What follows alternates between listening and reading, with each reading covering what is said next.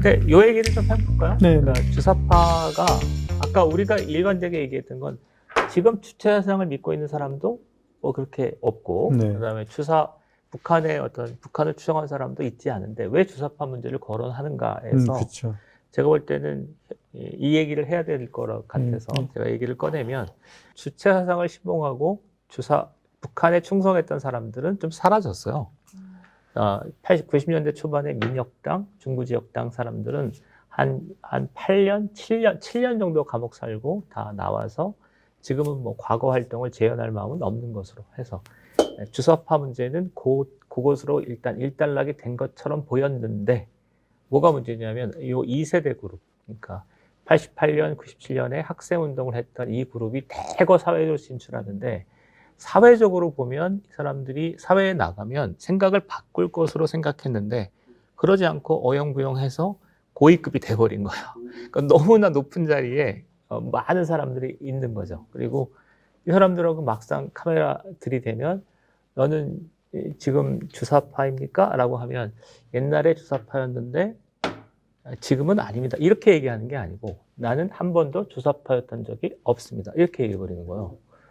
그래서 이건 난감한 상황이 됐죠. 만약에 저 정도 사람이 주사파가 아니라면 애초에 주사파 문제는 없었던 거지. 그리고 이분들이 너무나 정책 결정자로서 이제 하는 게 있고, 제가 사실은 이 어떤 좌담에 참여하기로 마음먹은 건 윤미향 때문에 그래요. 2010년도에 한일 과거사 문제가 터지고 위안부 문제가 터지면서 반일 문제가 불거뜨리면서 그러니까 대대적인 주사파들이 확장이 있었어요. 근데 보면은 그러니까 나는 이제 옛날에 쓰던 용어나 어법들이니까 그런 얘기들을 너무나 많이 쓰기 시작해 사람들이.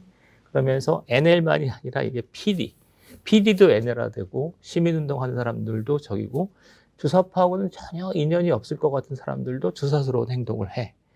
이게 지금 제가 볼 땐 3그룹입니다. 3그룹이어서 이렇게 되면 나는 뭐 주사파 틀렸다고 보는 사람이니까 굉장히 한국 사회가 위험한 상황으로 가기 때문에 특히 지금 주사파 문제를 얘기하는 건 2그룹, 3그룹 때문이고 이들이 미치는 해악 때문이다. 이렇게. 근데 갑자기 든 생각인데 운동권 경력이 있었던 것처럼 보여서 그 인프라에 들어가고 싶으면 그 인맥에 주사파스러운 용어를 쓰고 주사파인 것처럼 가장해야 되잖아.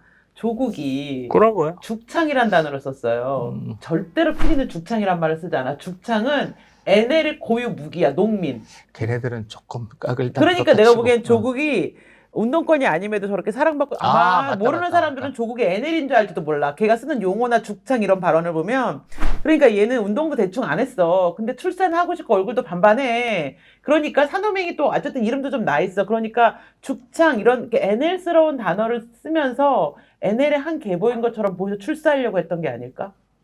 그러니까 그거는 죽창이라는 게 갑오농민전쟁 얘기잖아. 갑오농민 얘기인데 이게 뭐냐면 옛날에는 동학농민혁명이 이렇게까지 부각되지 않았어.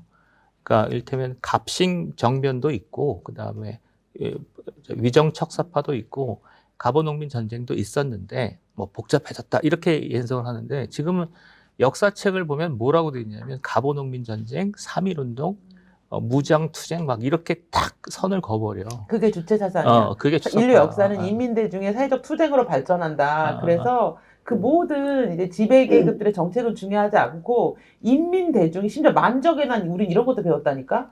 그러니까 이제 왜냐하면 너무 조선시대를 막 뒤져봐도 인민대중의 투쟁이 없어. 근데 발전을 해야 돼. 그러니까 만적의 난까지 갖고 오는 거지. 그래서 인민대중의 투쟁의 역사로 엮어가려고 하니까 만적의 난 그런 깜짝이야. 게 딱 엮어지는 거지. 그러니까 주사파의 배경 컨텐츠에서 가장 중요한 게 역사예요. 그 역사 중에서도 김일성이 만주에서 항일 투쟁을 했다는 게 중요한 키워드야. 그러니까 이거를 직접 검증하기는 어려워도 이거를 합리화시키기 위해서 주변 역사를 다 바꾼다니까. 그게 신체고. 예. 북한 정통론 얘기했잖아요. 진짜로 약간 이제 우리가 막 적화통일 그때 얘기하고 이런 이유 중에 하나는 남한은 식민지 괴뢰 정권이고 북한은 민족다조 정권이라고 이해하고 있는 거잖아. 그러니까 어떤 일이 벌어지냐면 독립운동가 중에 월북한 사람들을 갑자기 김원봉 같은 사람을 칭송하고 찬양하는 일이 왜 벌어지냐면 정통 정부의 이제 독립운동을 하고 민족자주 정권에 복무한 사람들이니까. 당신이나 나는 지금 위험한 길로 접어들고 라고 있는데 문재인 대통령님이 말고 그 주변에 계신 분이 생각하지 않을까라는 추측을 어렴풋이 해보지만 너무 좀 그러니까 개연성 있지 않아? 저는 또 재밌는 게 있어요. 그러니까 이들이 지금 현재 뭐가 됐냐면 아까 제가 동물론만 이런 얘기했잖아요. 그러니까 이들은 지금 현재로 보면 수령론이나 이런 게 아니라 지금 정치적 파벌이에요. 그러니까 이익을 먹는. 맞아요, 그리고 맞아요. 권력 쟁취에서 되게. 근데 저는 되게 웃기는 현상이 그럼 지금 수령론을 신봉한 사람이 없냐? 있죠. 있어요, 북한을 추종한 사람 있죠. 있어요. 그런데 그런 사람들이 이들 그룹 내에서 또 뭐냐면 그런 사람들이 정신적 우위를 가져. 그리고 그들 아직도 그리고 그들의 폭주를 누구도 말리지 못해. 그게 지금 민주당 정부죠.